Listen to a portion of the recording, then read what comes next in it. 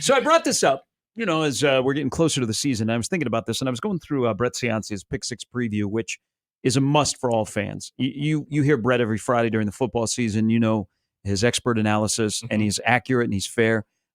He has in the 2024 Brett Ciancia Pick Six preview Bible, he has a section on it's. I wouldn't call it a luck or misfortune section, but he does this thing where he gets into opponent adjusted stats, offense, defense, taking in the strength of the opponent. There are very few teams that are on this list that did not make a bowl game. Nebraska actually happens to be on this list twice. And 4 times in 280 team seasons that Brett has been doing this, 1.4% of the time it's happened in Nebraska, twice in 4 years, where the adjusted stats, offense, defense by opponent, and you didn't qualify for a bowl game, where you were in a good category. I read it and I was like, only in Nebraska. So I got to think, 5 and 7 last year, could have been 8 and 4. Hell, should have been 6 and 6. Let's be honest, should have been 7 and 5. Yep. At least. But October was good, November was bad, and December brought rain. A cold November rain. I think it was a Luke Bryan song. I know who he is. He's going to be coming to Omaha end of the month. Nice. You guys want to go? Yeah, I'm going to go. Puts on a good show. I've seen Luke Bryan. See him not in person. Seen him at CHI Health Center, though. We somehow... He likes to dance. We somehow like country music around here. Country music artists do well in this town. It's really a shocker. Easier to build from mediocre or snakebitten? Because not only that stat, but remember, the one score stat that everybody can recite ad nauseum. They stop you on the train. You might be over taking the train. You get up at 5 a.m. in the morning and you want to be first in line at Wimbledon and get in for tickets. And you're on the tube and somebody goes, "Where are you from?" And you go, "I'm from Nebraska." And they go, "Oh, I feel bad for you." And you go, "Why?" And they go, "Because your football team since 2020 is 5 and 21 in one score games." And you go, "I got you. I know. I would have recited it before you, but you Englishmen, you hit it with me." So easier to rebound from being mediocre or snake bitten. And y'all may not think that Nebraska is snake bitten, but facts are facts. So if Nebraska had been 3 wins, 4 wins, 5, 4, 4, and thinking to make a jump, or trying to figure out why you are so snake bitten. We've done quarterback play, offense, bad coaching, turnovers, all of that stuff. But everybody else seems to find a way to rebound from a season where the one score losses don't go their way. And then the next year they flip it. Nebraska is one of the rare programs in America that over this 4-year stretch, they haven't been able to find a way to flip those. I would have said prior to 21, if you asked me that question, I would have said it would be more difficult to build mediocrity into something of substance, because your bad luck element, those rosters aren't always the same every year. So what certain guys experienced, and this gets into the mental part of it too. What some guys experience doesn't mean the new incoming freshmen / new additions, either via transfer portal or junior college guys, are going to experience. You might even also interchange coaching staffs.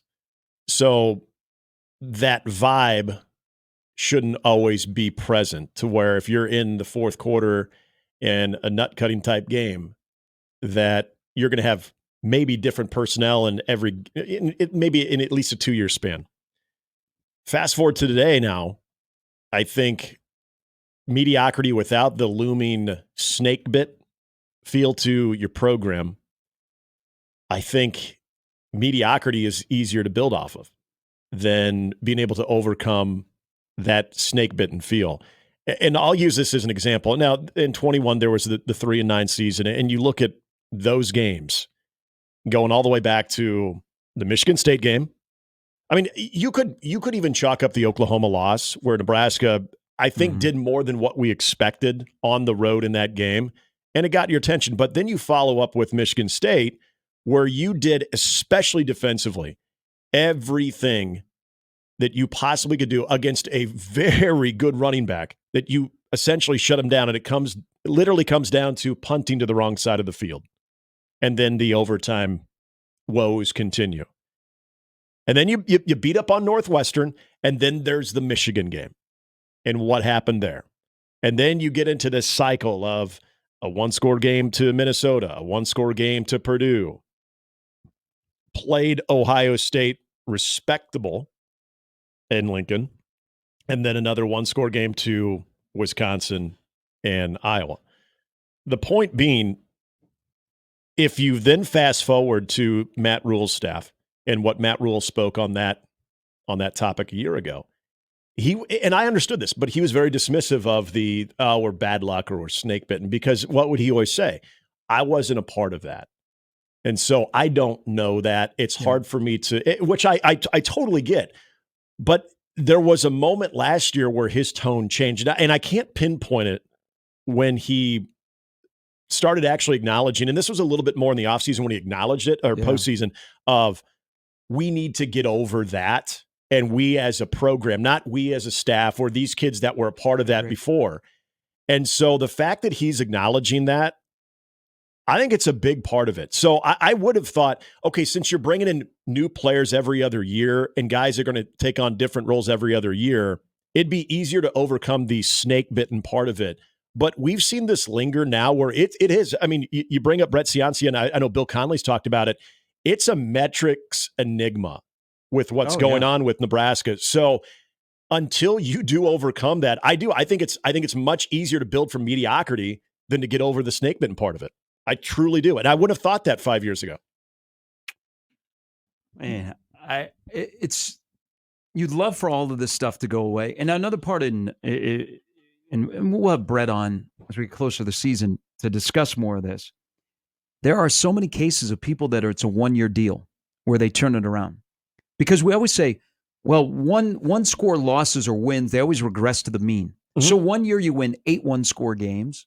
The next year you're 5-4 in one-score games. Nebraska is an oddity in college football right now, is they can't find a way to flip the script. Mm-hmm. Same thing with the turnovers too, which usually you chalk that up to there's some luck there. Like remember when it would have been Iowa in 21 or 2, where their defense had an absurd amount of turning teams over. Mm-hmm. And they returned a lot of people that following year. But I think that the conversation was they're going to be good, but you can't expect that amount of takeaways. It just doesn't work that way. So that'll probably come back. And probably 9 out of 10 times it does do that. So there's that part of the Nebraska equation too, of just the overall turnover margin, which we're waiting for. Some of that is, hey, being careless with the football and not getting enough takeaways, but also some of that's just luck. What if Nebraska is just mediocre and they actually have had some luck and it could be much worse? Oh, God. But now you remind me of the saying, if it wasn't for bad luck, you'd have no luck at all. Right. I've been told that many times in my life. Well, I'm a true believer that you create your own luck. Yeah. Okay, by your actions during the course of a sporting event, in competition, by the way that you approach it, the way you play. Mm-hmm. I mean, there are some times where we didn't see that coming. We didn't plan for that, and that is an oddity. But I'm a true believer in that you create opportunities, you create your luck. Because if something goes against you, there's got to be a reason behind it. Yep. Okay. Why do you have so many turnovers? Well, because we have turned the quarterback into a running back, and we ask him to carry the football 15 times a game. Or we have quarterbacks that do not have football IQ that are like, you know what? Let's just throw it up. Yeah. When I was a kid on Maryland Drive in Urbandale playing in the middle of the street, I thought 50-50 was a great 500, game. Yeah, same thing. We called the 500. Yeah. Yep. Run the ball. Come 500. on. Yeah. That's a good point, because this is where I hope, because I'm not going to say definitively because we need to see more of it. But previous players, even coaches, I don't think that they would ever say this in public, but I think internally they would feel that at times they would succumb to that narrative of the woe is me. God, can we just get a break?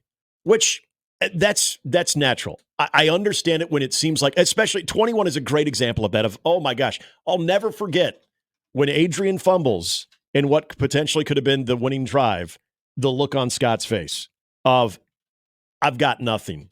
I don't even know how to respond to this.